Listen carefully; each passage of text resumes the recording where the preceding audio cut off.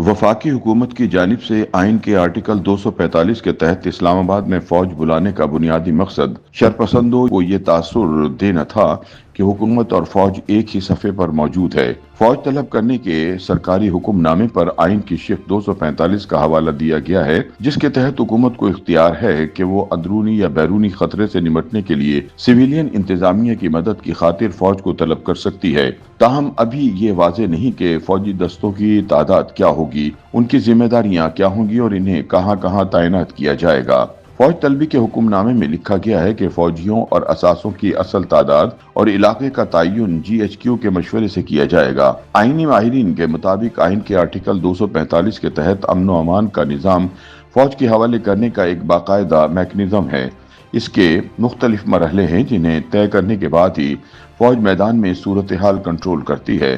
फौज जब भी अवामी मकामात पर अमन आमा संभालने के लिए जाती है तो पुलिस के हमरा जाती है और फौजी दस्ते तब तक मुकम्मल कंट्रोल नहीं संभाल सकते जब तक कि सूरत हाल इंतहाई ज्यादा खराब ना हो जाए। हुक्काम की कोशिश होती है कि फौज सिर्फ इसी सूरत में जाए जब हालात इंतहाई खराब हो जाएं। लेकिन जब इंतजामिया एक बार अमन व अमान बरकरार रखने की जिम्मेदारी फौज को सौंप दे तो फिर वो अपने मकसद के हुसूल के लिए शरपसंदों पर गोली भी चला सकती है।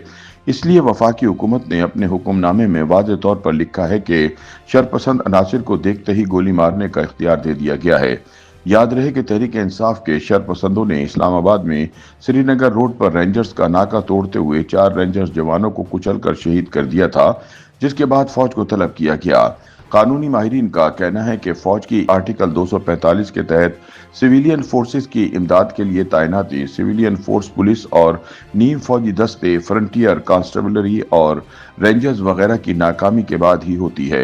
ये तभी होता है जब पुलिस और नीम फौजी दस्ते अपने तमाम ज़राए इस्तेमाल कर चुकने के बावजूद सूरत हाल संभालने में नाकाम हो जाएं।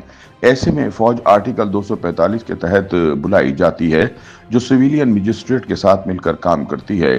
फौज कंट्रोल संभाल ले तो इसके पास सूरत हाल को काबू करने के लिए वाहिद हथियार गोली चलाना होता है, जिसको इस्तेमाल करने के लिए सिविलियन मजिस्ट्रेट तहरीरी इजाजत देता है। आइन के आर्टिकल 245 के तहत फौज बुलाने के फैसले को किसी अदालत में चैलेंज नहीं किया जा सकता।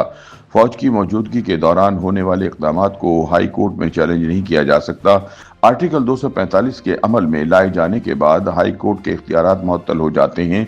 इस हुक्मनामे को चैलेंज नहीं किया जा सकता, अलबत्ता इसकी रोजमर्रा की कार्रवाइयां जारी रहती हैं जिन पर कोई असर नहीं पड़ता। सुप्रीम कोर्ट भी फौज को तलब करने के फैसले को मुस्तरद नहीं कर सकती।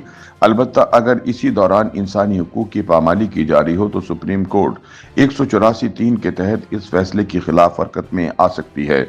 सियासी तजियाकारों के मुताबिक इस्लामाबाद में फौज तलब करने के फैसले की नौयत अलामती है और इसका मकसद इमरान और इनके हामियों को ये पैगाम देना है कि फौज हुकूमत एक पेज पर है। इस्लामाबाद में एमरजेंसी के मुमकिन निफाज के हवाले से सवाल का जवाब देते हुए हुकूमती ज़राए का कहना था कि इसे हुकूमतें बहुत सोच समझ कर लागू करती हैं। आइन की शिक 245 और एमरजेंसी के निफाज में बुनियादी फ़र्क ये है कि शिक 245 के तहत फौज बुलाने का हुकूमत को कोई हिसाब नहीं देना पड़ता, लेकिन एमरजेंसी के निफाज के बाद एक मखसूस मुद्दत के अंदर अंदर हुकूमत को असम्बली का इजलास बुलवाकर इस अमल की तौसीक करवाना पड़ती है।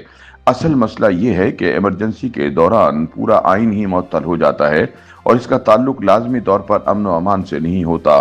1999 में मुल्क के मुआशी हालात के पेश नज़र भी हंगामी सूरत हाल नाफिज कर दी गई थी, जब जनरल मुशर्रफ ने 2007 में जजों के इख्तियारात मुअत्तल करने के लिए एमरजेंसी लगा दी थी। YouTube पर गूगली न्यूज देखने के लिए youtube.com की सर्च बार में गूगली न्यूज TV टाइप करें। गूगली न्यूज के पेज पर सुर्ख रंग के सब्सक्रिप्शन वाले बटन पर क्लिक करना ना भूलिए। YouTube पेज पर अपलोड होने वाली वीडियोस से बाखबर रहने के लिए बेल आइकन पर क्लिक कीजिए। आपको हर नई वीडियो के बारे में नोटिफिकेशन मौसूल हो जाएगा।